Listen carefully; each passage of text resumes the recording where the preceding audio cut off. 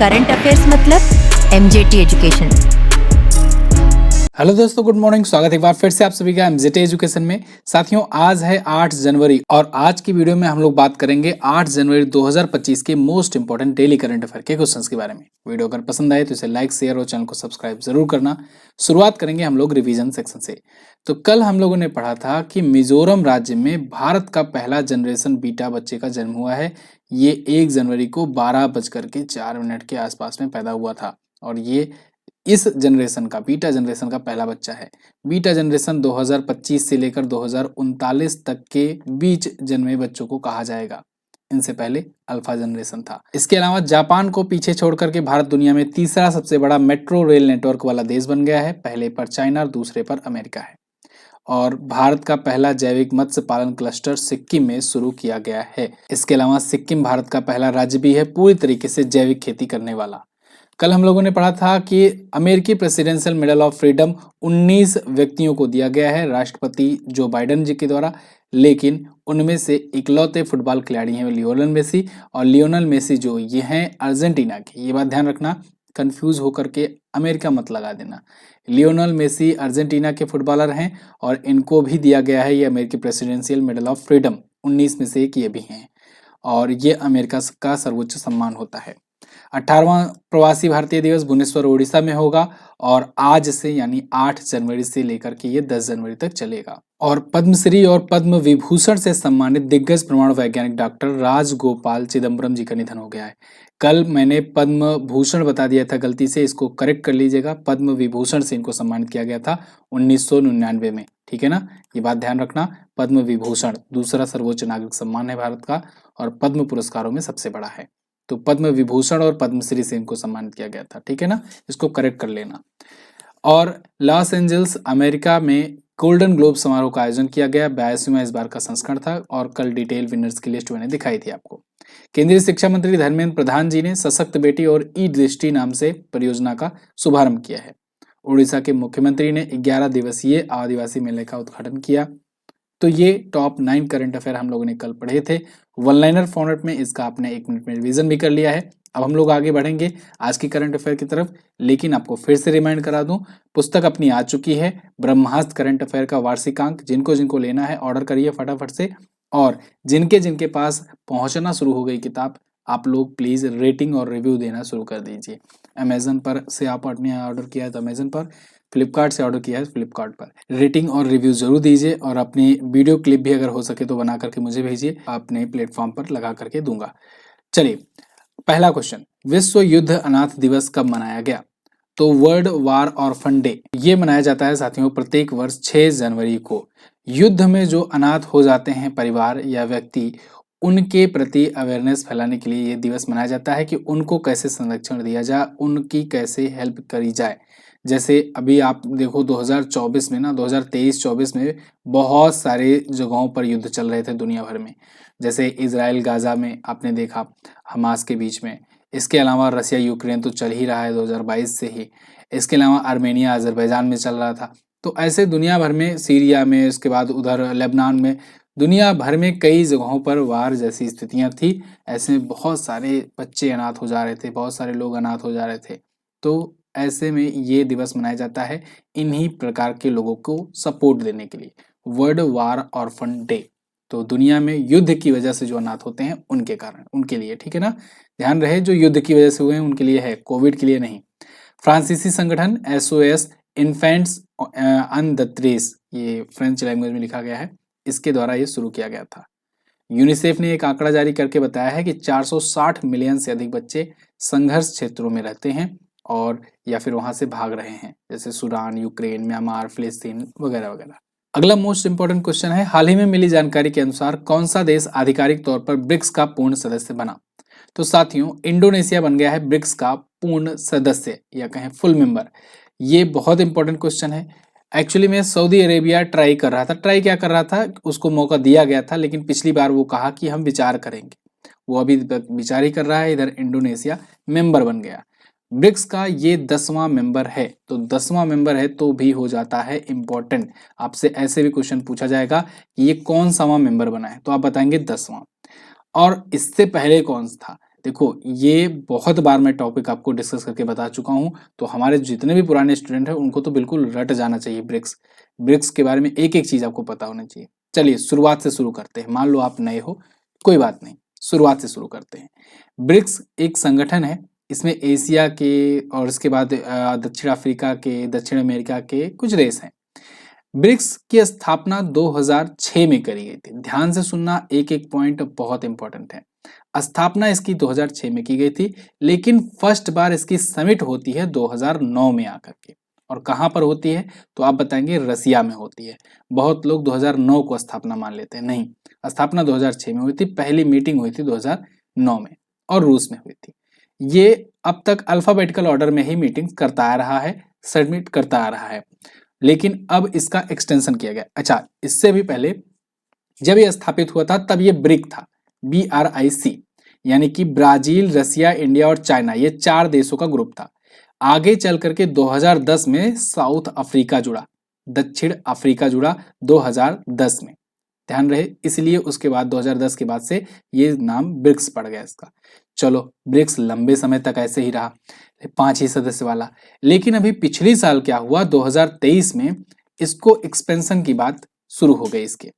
तो 2023 में एक्सपेंशन की बात चली, 2024 में आकर के अभी कुछ महीनों पहले जब कजान शहर में रूस के कजान शहर में जब समिट हुई, कजान शहर में रूस में, पिछली बार अध्यक्षता रूस ने की थी, तो जब समिट हुई तो उसमें 4 नए मेंबर जोड़े गए हैं। ये 4 मेंबर्स के नाम आपको याद रखने हैं। कौन कौन है तो UAE, यूनाइटेड अरब अमीरात, इसके अलावा इजिप्ट यानी कि मिस्र जिसे कहते हैं हम लोग, इसके अलावा सऊदी अरब को मौका दिया गया था, लेकिन सऊदी अरब ने कहा अभी हम विचार करेंगे, नहीं शामिल हुआ। ईरान शामिल हो गया, ईरान, इसके अलावा इथियोपिया नाम का एक कंट्री है, ये शामिल हो गया। तो ये 4 नए मेंबर जुड़े। तो 5 पहले थे, 4 जुड़ गए, कितने हो गए, 9 मेंबर हो गए। अभी ये इंडोनेशिया जुड़ गया और ये बन गया 10वां मेंबर। बात समझ में आई? बस इतना ही है इतिहास। इसके आगे की कहानी क्या है? इसके आगे की कहानी ये है कि ब्रिक्स जो है ये G7 को टक्कर दे रहा है। G7 जैसे टॉप इकोनॉमी वाला देश का संगठन एक बार बना था, हालांकि अब रह नहीं गया है। आज के टाइम पर अगर बात करें तो देखो, ये ब्रिक्स में बड़ी बड़ी इकोनॉमी है शामिल, जैसे भारत हो गया, चाइना हो गया, रसिया हो गया, ये सब टॉप इकोनॉमी वाले कंट्रीज हैं। रसिया तो उतना नहीं खैर, लेकिन भारत, चाइना तो आप देखो टॉप 5 में इकोनॉमी वाली कंट्री हैं। तो इस वजह से ब्रिक्स का महत्व अब बढ़ता चला जा रहा है। फिलहाल 5 नए देश अब आपको याद रखने हैं, ये 5 नए देश होंगे। सऊदी अरब अभी भी विचार कर रहा है, करने दो उसको विचार। आगे बढ़ते हैं। अच्छा, ये 16वां वाला था 2024 में जो था, अब की बार 17वां वाला होगा और अब की बार इसकी मेजबानी ब्राजील करेगा। ठीक है ना? आगे देखते हैं। अगला, BCCI का नया सचिव किसे नियुक्त किया गया है? Board of control for cricket in India. तो ये बन गए हैं देवजीत सैकिया। देवजीत सैकिया जो हैं ये आएंगे जय शाह जी की जगह पर। आपको पता होगा जय शाह जो है ये ICC के चेयरमैन बन गए हैं, ICC के अध्यक्ष बन गए हैं। जब से ये अध्यक्ष बने हैं तब से BCCI के सचिव का पद खाली हो गया था, क्योंकि ये BCCI के सचिव हुआ करते थे। साथ ही साथ में ये एशियन क्रिकेट काउंसिल के भी अध्यक्ष थे। तो अभी उस पर भी आएंगे, एशियन क्रिकेट काउंसिल के अध्यक्ष वो कौन है, कमेंट करके तब तक आप बताओ। यहाँ पर देवजीत सैकिया को अब BCCI का नया सचिव नियुक्त किया गया है। मजे की बात यह है कि इनके कंपटीशन में भी कोई नहीं था, मतलब निर्विरोध जीते हैं, अकेले ही खड़े थे यहाँ पर उम्मीदवार के रूप में। तो देवजीत सैकिया जो होंगे ये BCCI के नए सचिव होंगे। ACC यानी एशियन क्रिकेट काउंसिल के अध्यक्ष सम्मी सिल्वा बनाए गए हैं, श्रीलंका के हैं। अभी कुछ दिन पहले ही मैंने आपको बताया था, याद करवाया था। तो ICC हो गया, ACC हो गया और BCCI हो गया। BCCI के अध्यक्ष कौन है तो रोजर बिन्नी है ना, स्टुअर्ट बिन्नी के पापा, ये पहले से यहाँ पे है, तो अभी नहीं चेंजेस हुआ है। अभी देवजीत सैकिया वाला ही आपको याद रखना है। नए सचिव, नए कोषाध्यक्ष प्रभतेज सिंह भाटिया बनाए गए हैं, ये भी नई नियुक्ति है, याद रखना। लेकिन देवजीत सैकिया सबसे ज्यादा इंपॉर्टेंट है। मुंबई महाराष्ट्र में BCCI का हेडक्वार्टर है, वानखेड़े स्टेडियम में। रोजर बिन्नी अध्यक्ष हैं BCCI के। BCCI की स्थापना 1928 में हुई थी। आगे बढ़ते हैं। भारत के किस राज्य में चर्चित वायरस HMPV का पहला मामला हाल ही में सामने आया है? HMPV, ह्यूमन मेटान्यूमो वायरस, इसका पहला मामला दोस्तों बेंगलुरु कर्नाटक में देखने को मिला। भारत में अब तक 8 केसेस आ चुके हैं। मैं कल इस पर आपको वीडियो दिया था, परसों दिया था कि चीनी वायरस का फैलना इंडिया में भी शुरू हो गया है। तब यहाँ पर 6 केसेस थे, अब 8 केसेस हो गए हैं। कल को हो सकता है और केसेस बढ़ जाएं। ये पहले बच्चों में देखने को मिल रहा है, लेकिन डरने की कोई ज़रूरत नहीं है। चाइना में तो ये इसने प्रकोप फैला हुआ है बहुत ही बुरी तरीके से, वहाँ पर हॉस्पिटल्स वगैरह में सब भर गए हैं, जगह नहीं बची है। लेकिन इंडिया में जो अभी जो देखने को मिले हैं जो केसेस ना, तो उनका कोई भी ट्रैवल हिस्ट्री नहीं रहा है। तो इसलिए अभी ये डरने की बात नहीं कहा गया है स्वास्थ्य मंत्रालय के द्वारा कि घबराने की ज़रूरत नहीं है। जिन बच्चों के अंदर ये वायरस पाया गया है, इनकी या इनके फैमिली वालों की कोई ट्रैवल हिस्ट्री नहीं है। तो ऐसे में ये वायरस था मौजूद, बस इसकी चेकिंग नहीं हो रही थी। एक्चुअली में ये वायरस 2001 में खोजा गया था, इसका पहला मामला तब देखने को मिला था। तो अब ऐसे ही रैंडमली जब अब ऐसे मामले आ रहे हैं, सुनने को मिल रहा है, तो फिर चेकिंग की जा रही है इसकी भी। तो इसकी भी जब टेस्टिंग की जा रही है तो पता लगा कि भाई कुछ केसेस मिल रहे हैं। तो इसलिए यहाँ पर डरने की अभी ज़रूरत नहीं है। अभी जो ये फैला है इंडिया में, या कहीं इंडिया में जो मिल रहे हैं केसेस, वो HMPV के चाइना वाले वेरिएंट वाला नहीं है। ये तो क्लियर है कि चाइना वाला वेरिएंट जो चाइना की वजह से, जो चाइना के हॉस्पिटल में फैला है, वो वाला तो ये नहीं है। लेकिन क्या चाइना वाला यहाँ नहीं आ सकता? आ सकता है। तो सुरक्षा ही बचाव है।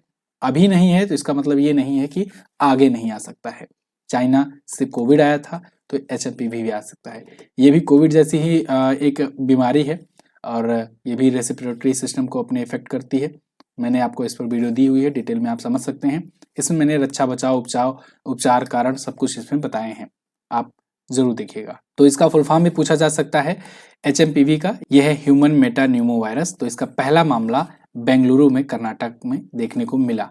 वहाँ पर 2 बच्चों में पाया गया है। इसके अलावा फिर महाराष्ट्र, गुजरात, उसके बाद फिर कई जगहों पर देखने को मिल रहा है। 8 केसेस अब तक हो चुके हैं। कर्नाटक की बात करें अगर, तो कर्नाटक आपको मैप में यहाँ पर दिख जाएगा। बेंगलुरु इसकी राजधानी है। बेंगलुरु को हम लोग इलेक्ट्रॉनिक सिटी के नाम से भी जानते हैं। सिद्धरमैया कांग्रेस पार्टी से यहाँ के CM हैं। थावरचंद गहलोत जी गवर्नर हैं। कर्नाटक अपना बॉर्डर गोवा, महाराष्ट्र, इसके अलावा तेलंगाना, आंध्र प्रदेश, तमिलनाडु और केरला, इन सब से शेयर करता है। तो यहाँ पर दक्षिण भारत में सबसे ज्यादा राज्यों से शेयर करने वाला राज्य कर्नाटक है, ठीक है ना। और उत्तर भारत में सबसे ज्यादा राज्यों से कौन शेयर करता है? उत्तर प्रदेश। ये बात ध्यान रखना। अच्छा, यहाँ पर है कुरहली झील, पंपा सरोवर, बेगूर झील, बिलांदूर झील है। इसके अलावा बांदीपुर नेशनल पार्क कई बार एग्जाम में पूछा गया है। मुदुमलाई नेशनल पार्क, नागरहोल राष्ट्रीय उद्यान भी है। कर्नाटक का यक्षगान ये बहुत ही प्रमुख लोक नृत्य है, फेमस है, इसको याद रखना। इसके अलावा 31 जिले हैं। विधानसभा में 224 सीटें, लोकसभा में 28 और राज्यसभा में 12 सीटें हैं। अगला, फरवरी 2025 में कहां पर एशिया के सबसे बड़े एरो शो एरो इंडिया 2025 का आयोजन किया जाएगा? तो इसका भी आयोजन बेंगलुरु में किया जाएगा, कर्नाटक में किया जाएगा। एरो इंडिया शो ये एशिया का सबसे बड़ा एयर शो होता है और इस बार भी भारतीय वायुसेना अपनी ताकत दिखाएगी। ना सिर्फ ताकत, बल्कि हम लोग जो एक्सपोर्ट करेंगे एयर सिस्टम्स के, उनका भी हम लोग यहाँ शोकेस करेंगे कि आगे आने वाले दिनों में हम लोग क्या क्या डिफेंस से रिलेटेड इक्विपमेंट बेचने के लिए तैयार हैं, एक्सपोर्ट करने के लिए तैयार हैं। तो इसमें 10 तारीख से 14 फरवरी तक तो इसका आयोजन किया जाएगा। तो शुरू का 3 दिन जो है ये रिजर्व रखा गया है फॉर कमर्शियल पर्पज। मतलब इसमें मिसाइल का शोकेस किया जाएगा, अपने जो फाइटर जेट्स हैं, तेजस वगैरह, इनका शोकेस किया जाएगा। और भी हम लोग क्या क्या इक्विपमेंट डिफेंस से रिलेटेड या एरो इंडिया से रिलेटेड बेच सकते हैं, उसका शोकेस किया जाएगा। जिनको जो कुछ करना होगा वो इसमें या तो परचेज करेंगे या तो इन्वेस्टमेंट करेंगे। इन्वेस्टर जो होंगे उनको दिखाया जाएगा कि हम लोग किन किन प्रोजेक्ट पर काम कर रहे हैं, कितनी फंडिंग की आवश्यकता है। जैसे हम लोग AMCA प्रोजेक्ट पर काम कर रहे हैं, है ना। तो AMCA प्रोजेक्ट अपना बहुत जरूरत है, क्योंकि 5th जनरेशन का फाइटर जेट हम लोग बना रहे हैं अपना खुद का। तो इसमें इन्वेस्टमेंट के लिए हम लोग अपॉर्चुनिटी ढूंढेंगे। तो पहला 3 दिन जो होगा ये कॉमर्शियल होगा। फिर आगे का 2 दिन जो होगा, चौथा और 5वां दिन, ये पब्लिक के लिए होगा। तो इसमें लोग भी, जो लोग बेंगलुरु में, कर्नाटक में रहते हैं, वो लोग भी जाकर के देख पाएंगे और लुत्फ उठा पाएंगे, ठीक है। थीम रखी गई है runway to a billion opportunities. Bengaluru के ये लहंका में आयोजित किया जाएगा। बुक के बारे में अगर बात करें तो साथियों देखो, अच्छा, बहुत लोग इंग्लिश में डिमांड कर रहे हैं बुक। तो इंग्लिश के लिए देखिए 2 ऑप्शन है। अगर आप इंग्लिश में ई बुक चाहते हैं तो ई बुक आप व्हाट्सएप के जरिए ही प्राप्त कर सकते हो।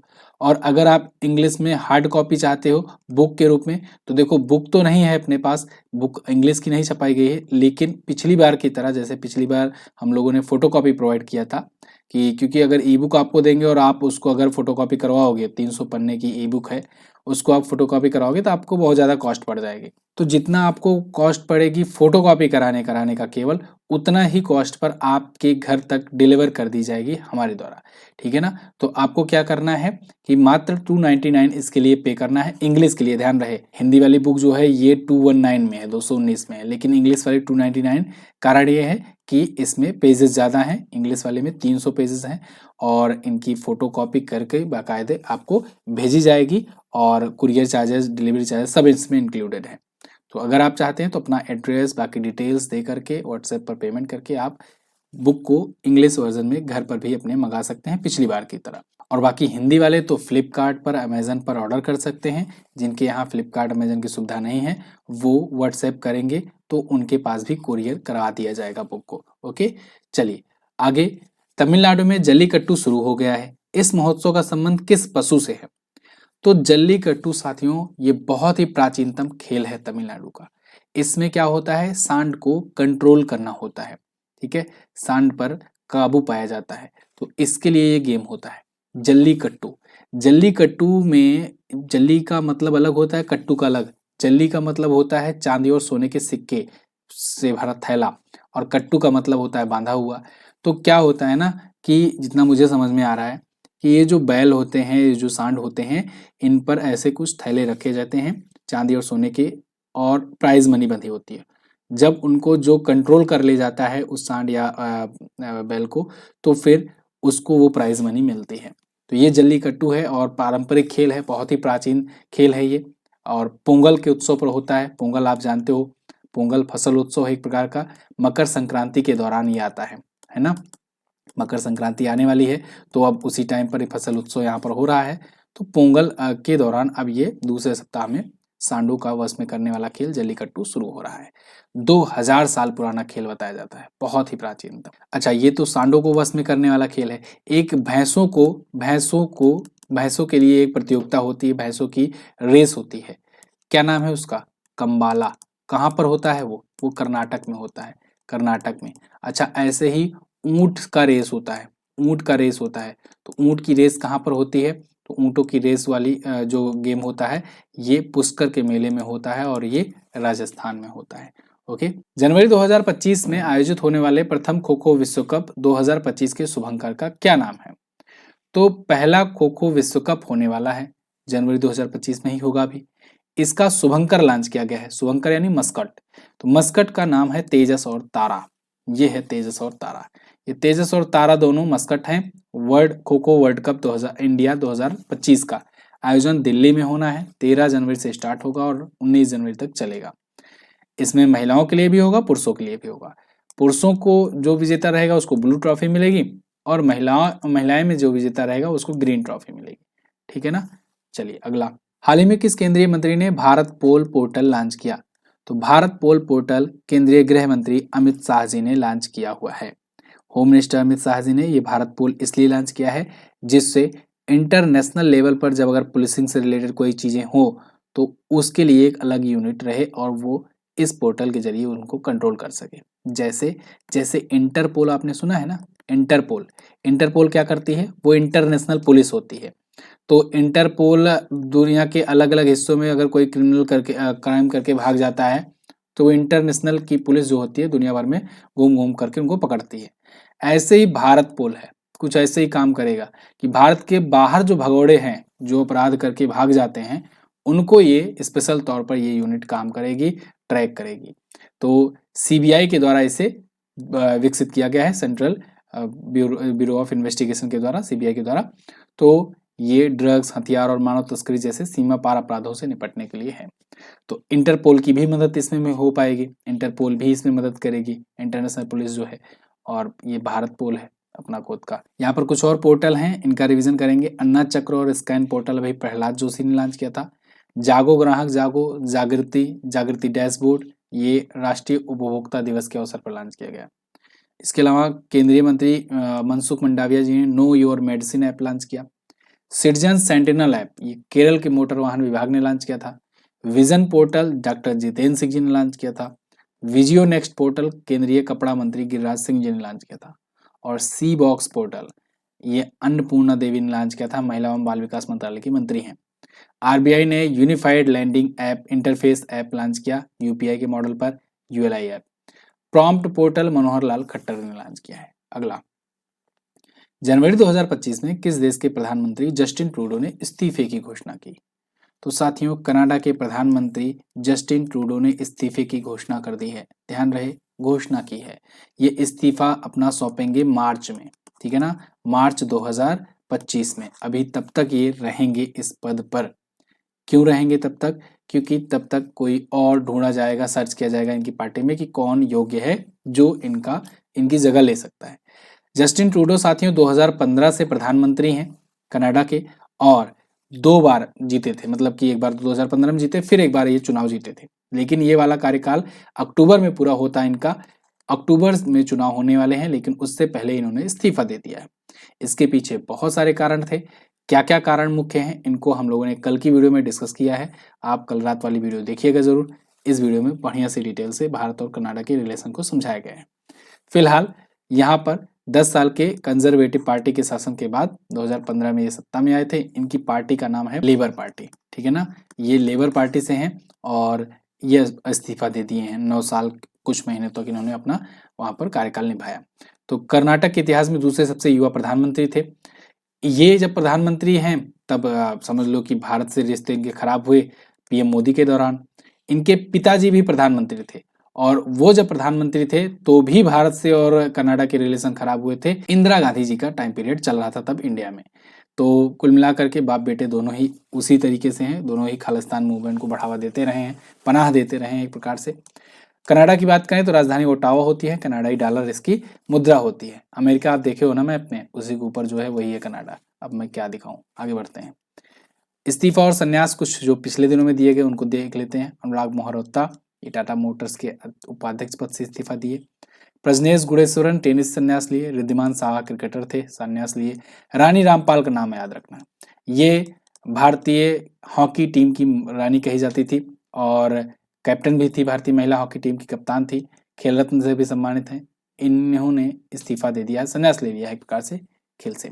दीपा कर्माकर, ये जिम्नास्टिक से थी संबंधित, इन्होंने संन्यास लिया। Rafael Nadal king of clay court, सबसे ज्यादा 14 बार इन्होंने फ्रेंच ओपन जीता हुआ है और इन्होंने अभी संन्यास की घोषणा कर दी है। लुइस सुआरेज, यह अंतर्राष्ट्रीय फुटबॉल संन्यास लिए हैं, उरुग्वे के हैं, ये भी जबरदस्त फुटबॉलर थे। डेविड मलान इंग्लैंड के क्रिकेटर थे, इन्होंने संन्यास लिया। आज का लास्ट क्वेश्चन, किस देश की सिस्टर इनाह कैनबारो लगभग 117 वर्ष की आयु में विश्व की सबसे वृद्ध जीवित व्यक्ति बन गई हैं? तो सिस्टर इनाह कैनबारो ये ब्राजील की हैं और इनकी उम्र लगभग 117 वर्ष की है। ये सेकंड ओल्डेस्ट अभी तक थी लिविंग पर्सन, क्योंकि फर्स्ट जो ओल्डेस्ट लिविंग पर्सन थी उनका अभी निधन हुआ। तो उनके निधन के बाद अब ये बन गई सबसे वृद्ध जीवित व्यक्ति, क्योंकि अभी इससे पहले टोमिको इटुका का निधन हुआ। ये 116 वर्ष कुछ महीनों के लिए थी, तो ये सबसे वृद्ध महिला थी। तो अब इनके बाद इनका नंबर आया है। हालांकि यहाँ थोड़ा सा उल्टा हो गया है, 116 वर्ष इधर होना चाहिए था, 117 इनका। ये भी 117 हुई नहीं है, होने वाली है, इनसे कुछ दिन ही ये छोटी थी। तो अभी इनका निधन हुआ टोमिको इटुका का, ये भी ध्यान रखना है। और इसको मैं क्वेश्चन ऑफ द डे में पूछ लूंगा तो आपका तैयार हो जाएगा। और सिस्टर इनाह कैनबारो अब ये बन गई हैं सबसे बुजुर्ग महिला, तो इनको भी ध्यान रखना है, ठीक है। तो फिलहाल ये 1908 में जन्मी थी 8 जून को, और 110वां जन्मदिन इनको पोप फ्रांसिस ने सम्मानित किया था। 110वें जन्मदिन पर लांग विक्वेस्ट द्वारा मान्यता इनको मिल चुकी है। तो ये थे आज के दिन के top 10 current affair question. I hope आपको वीडियो पसंद आई होगी, इन्फॉर्मेटिव लगी होगी। इसकी क्विज और पीडीएफ आपको एमजेटी ऐप पर मिल जाएगी, बिल्कुल फ्री ऑफ कॉस्ट, आप वहां से प्राप्त कर सकते हो। और हमारी बुक ऑर्डर करने के लिए नीचे डिस्क्रिप्शन पर लिंक दिया गया है, वहां पर कर लो, या फिर यहाँ पर देखो, जब एक बार स्क्रीन पर टैप करो व्यू प्रोडक्ट दिख रहा होगा, व्यू प्रोडक्ट पर क्लिक करके भी आप जाकर फ्लिपकार्ट से ऑर्डर कर सकते हो। कल मैंने पूछा था विश्व में चावल का सबसे बड़ा निर्यातक देश कौन है, तो है भारत। और कौन सा देश यूएनएससी के 5 सदस्य देशों में से नहीं है, तो भारत यूएनएससी के 5 अस्थायी सदस्य देशों में से नहीं है, ठीक है ना। और आज आपको क्या बताना है, किस राज्य के मुख्यमंत्री ने शहीद माधो सिंह हाथ खर्चा योजना शुरू की? कल की ही वीडियो मैंने बताया था इसको, आप बताइए कमेंट करके। जनवरी 2025 तक भारत में कितने राज्यों में मेट्रो रेल नेटवर्क चालू हो चुका है? भारत के कितने राज्यों में मेट्रो रेल सर्विस चल रही है, बताइए कमेंट करके। तो बहुत बहुत धन्यवाद यहाँ तक वीडियो देखने के लिए। टेलीग्राम ग्रुप भी ज्वाइन कीजिए लेटेस्ट PDF वगैरह के लिए। मैं मिलूंगा अगली वीडियो में, तब तक के लिए नमस्कार, जय हिंद, वंदे मातरम।